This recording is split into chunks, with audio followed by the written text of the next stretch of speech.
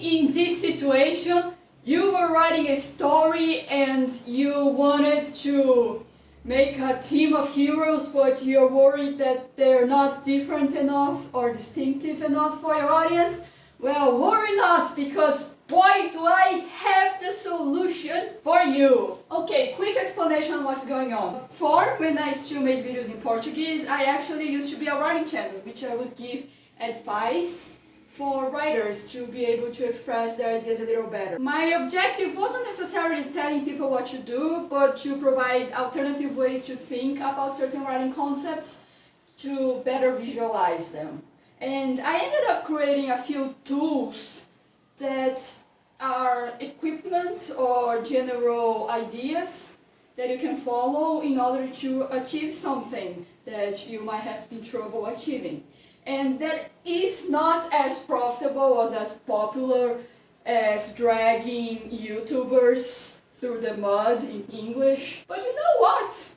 I'm a genius. Should I really not share my great insights with the rest of the world? No, I will create a better world by helping you create a better world. It's the Laura guarantee, baby. So what am I actually talking about? Well, I am talking about something that I call the hero alignment chart. I'm doing this digitally because I don't want to waste paper. So what is a hero alignment chart? Well, it's very simple. It is kind of the D&D alignment chart, but only for good characters.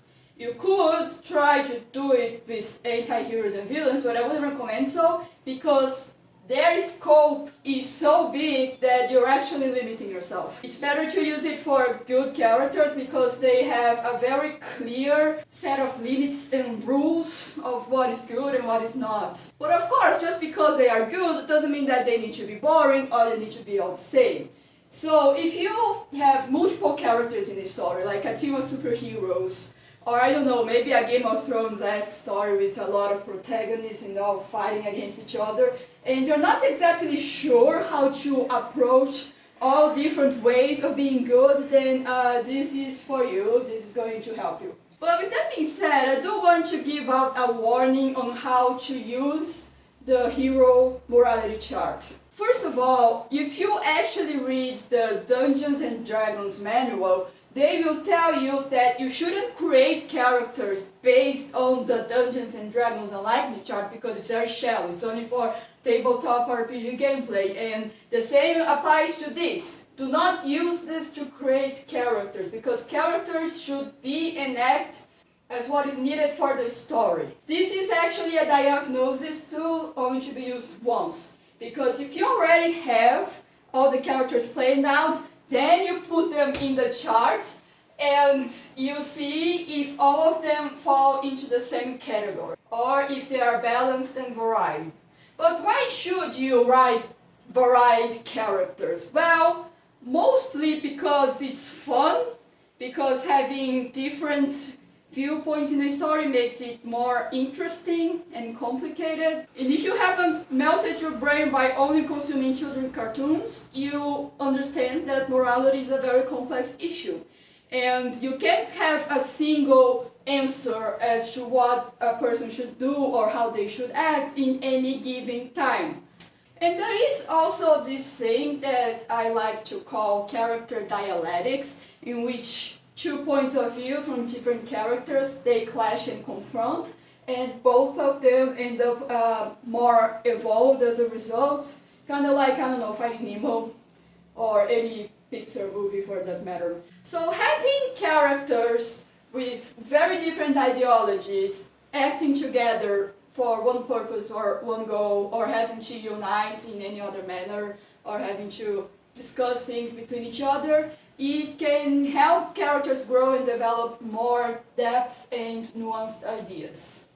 So let me begin explaining what this chart actually is. In the y-axis is the kind of morality that they follow, because you can either be a person that is very focused in their set of goals, or a person that is very focused in their set of morals. So just to be clear, the goals are still good, the set of rules are still good. We are talking about good characters.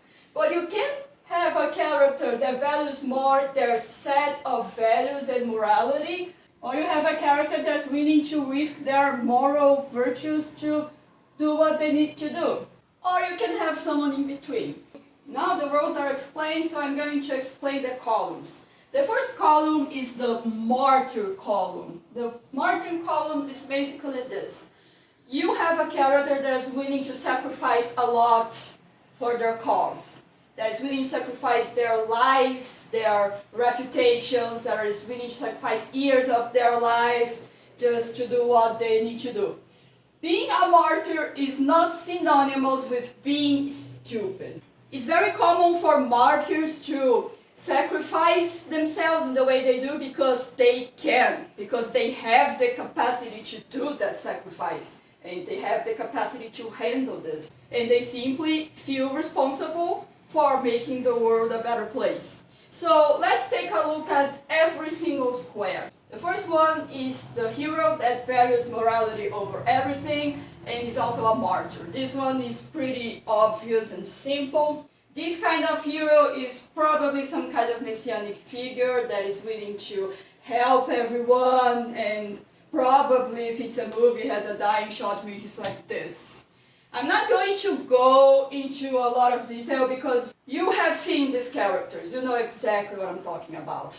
In the bottom of the column there are people that are martyrs, but they want their objective more than anything. And I will remind you, the objective is still good. They are good people, but they are willing to defy their moral rules. They are willing to get their hands dirty. They are willing to kill people. They are willing to do things that are not necessarily good. If you see in the Lily Orchard video, that's what she defends. And you have the one in the middle, which is probably one of the most complicated quadrants in this entire chart. Because you're probably wondering, well, Laura, if someone is a martyr and wants to sacrifice their entire beings in something, how can they not have a priority in life that they want to address? And how are those equal? You see, these characters do have morality, do have objectives, but they're so alien to normal people like you or me that they just end up falling here. I'm going to give you two examples for you to understand what I'm talking about. There might be more, and I just don't have evolved enough brain to figure this out. First example is the kind of character that follows the law. And I don't mean the kind of character whose morality aligns with the law as a coincidence. I mean the kind of character that believes in an authority, be it the police, be it the government, be it some kind of deity or the church, and completely believes in their judgment and that they should be carried no matter their consequences. The character is still good. He believes that he's doing good, but the set of rules that they follow is not necessarily their own. It could be, I don't know, a Superman case in which they are an alien, said, well, I'm going to abide to the laws of the humans, I'm not going to commit any crimes. I'm going to give another example that's not a hero but illustrates very well what I'm talking about, which is Spectre Gervais from Les Miserables. He is a character that believes in the law and believes that it should be respected at any cost. And the second type of hero that I'm going to put in here is the kind of hero that was very popular in the antiquity. You know, like ancient Greece, because they didn't consider heroes to be good people. They considered heroes to be people that achieved great things. So they're not necessarily doing stuff because they want to be good. The stuff they're doing is good, but they want to do it because it's great. If you're still having trouble following what I'm saying, I do recommend watching Fate Zero, because there is a scene in which three characters are drinking wine and talking. One of them falls here, the other falls here, and the other doesn't fall anywhere in the chart because he's a mother. So the opportunities of discussion between these three ideologies is very obvious and very strong. as that video I did about duties morality can affirm, because morality is complicated. For example, you can write the morality guide as someone that is very inflexible, not willing to make sacrifices, and sometimes not willing to admit that they're wrong. For example, they might be a racist. They might believe, oh, because I believe that all aliens are like this. And they're not going to question that because they believe that questioning things is a sign of moral failure, and that you're just trying to take the easy road. On the other hand, you can also criticize the guy in the bottom, because he is willing to sacrifice a lot of things, but maybe sacrificing is the easy way, maybe sacrificing doesn't work, and maybe he needs to put a lot more work into thinking in alternate solutions, but he doesn't do that because he is too self-centered and believes that he is the one that must solve the problem. He can't ask for help for anyone else. Or he's kind of prejudiced person that can't trust people, or think, oh, violence is the only thing that matters. I can't expect people to be good because they're always going to fuck you up. I need to kill them all. Yes, I need to purify the world, or whatever. But the martyrs are people that are very intense. They are dedicating their lives into following or trying to achieve something. So having them in their story trying to argue their beliefs with other people is generally pretty good, and a way to establish some depth in your work, some kind of philosophical depth, whether you agree with them or not. The second column is the pragmatic column, and it's of people that aren't martyrs. They are not sacrificing themselves for the greater good. They're just doing really what's practical. Sometimes in your story, the evil is so big, it's so bad, that the pragmatic choice is to be a martyr. Like, you gotta risk your life to save the alien that is destroying the planet, man. You live in it. So it kind of depends on the tone of the story. So this quadrant right here is the hardest quadrant to write in this entire chart, and I'm going to tell you why. We live in a capitalist society in which it's basically common sense that if you want to do something good, you need to sacrifice yourself, you need to sacrifice something. But the problem is that this is not always the case. For example, you can say that being a boss that pays well, lets the workers have more free time, is someone that is sacrificing their business, their profits. However, many studies have proved that diminishing the time of labor actually makes the workers more productive. And there are many studies that are advocating for a 3-day weekend. So it's not as much as a sacrifice, but it's a mutual beneficial thing. Another thing that I can talk about is universal healthcare. Have you ever seen a stupid American arguing online, being like, oh, but I don't want to pay for someone's healthcare?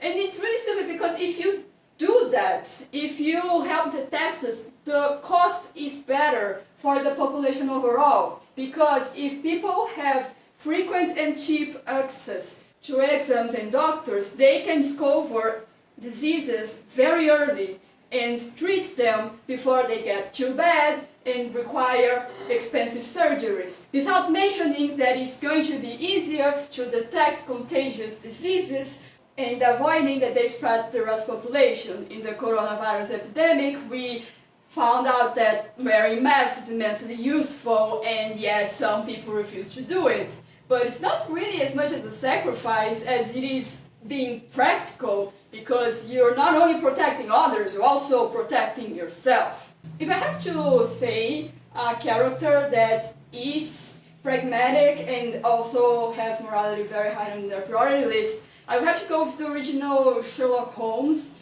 If you only know Sherlock Holmes because of the BBC series, I am very sorry for you. But if you read the original stories, you're going to find out that Holmes is a very polite fellow. He cares about people, he cares about doing right. But he is a very flexible person, and he is willing to commit crimes and go against the law in order to gather clues and help people. One very good example is in one story there was a guy that did something bad, but Holmes did not send him to prison, and was asked, why didn't you do that? And Holmes said, well, I could send him to prison, but he is a very petty criminal, you know? Like, you're going to put him in prison with murderers, with thieves, and all kinds of scum, he's going to become worse. This is basically how ISIS was formed. So here in the middle is the total neutrality of this chart, which are people that are basically like you and me. We do what we can whenever we can. We just don't have superpowers, we don't have a massive fortune, we can't just give all away. We have jobs, we have savings, we have things that we want to achieve. I mean, I will give money to beggars in the streets, but I won't help you if you have a gun pointed at your face because I don't know how to fight and I would also get shot. I will not help absolutely nothing.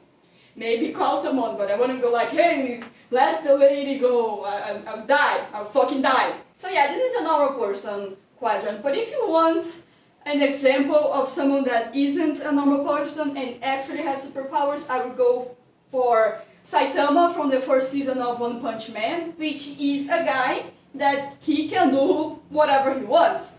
Exactly the opposite of a normal person. The problem is that his objective isn't actually to be a good person. He doesn't, I don't know, want to reform the state, he doesn't want to stop criminals. What he really wants is to have a fun fight because he can beat up everyone with one punch. Fighting is not fun for him anymore. And he is a hero, he still helps people, he still defeats villains, but it's not a sacrifice. He isn't a martyr that's dedicating his life to this. It's very easy for him. Let's face it, someone that looks like this, total neutrality. I'm just going to say something. I didn't watch the second season of One Punch Man on the first, so if he did something to contradict this placement in the chart, please say so in the comments. The third one is a practical person that values their objectives. So it's basically like the martyr, really. I think that the only difference is the drama, because the pragmatic person is probably getting paid to do their job, probably have a boss, and probably they have to do stuff that they don't want to do, but they have to because it's their job. Like, I don't know, some kind of cop that tortures people for information, and he has to do it because it's their job. And the martyr is like, oh, my hands are filled with blood, I have sacrificed my rule of not killing anyone, but I needed to do it for the greater good, something like that. And also the difference between the martyr that values objectives and the pragmatic that values morality is also the drama. But more specifically, the pragmatic, they aren't actually sacrificing anything. They just have a very flexible sense of morality. And what they're doing is aligned to the sense of morality. And the martyr is doing things that his sense of morality is telling him not to do. But he will do it anyway, very dramatically. He will feel awful, but it's for the greater good. In the third column, you have the regretful, which they aren't where they want to be. Maybe they wanted to be better, or maybe they didn't want to be in the chart at all, which is the case with the one that values morality. You know this guy. This guy is the light novel protagonist that's the protagonist of anime for edgy teens. It's like, oh man, I didn't want to do this. I didn't want to use my giant sword and my superpowers. I wanted to be Frenching the girls in my harem, but I guess I have to do it. You know, the guy wanted to be left alone. He wants to live his life, but his conscience won't let him. He does feel guilty if he doesn't do shit, and he's gotta do it. He's gotta do stuff. In the bottom is characters that wanted to be better, that they follow your objectives, but they wanted to be people with cleaner hands. They wanted to be better, good people, but they simply can't. It's very common to put a character development in the shape of an L, because a person starts very moral, being like, man, I want to respect life, I want to respect everyone, but then they find out, well, I can't do that, I need to fulfill my objectives, and I need to sacrifice some of my morals. And then they end up regretting it, being like, oh no, what have I done? The middle can go either way. Either doesn't want to be a hero or want to be a better person. It kind of depends on the story you're writing. And there are some stories in which there isn't a meaningful distinction between morality and objectives.